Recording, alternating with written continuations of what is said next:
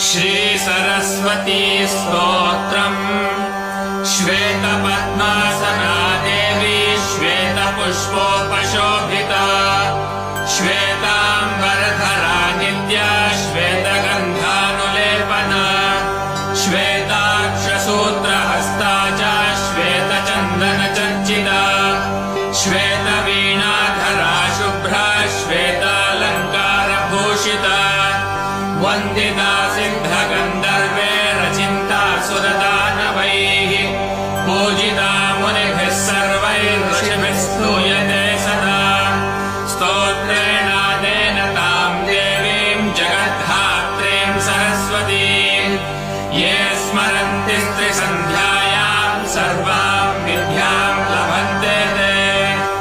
इति श्री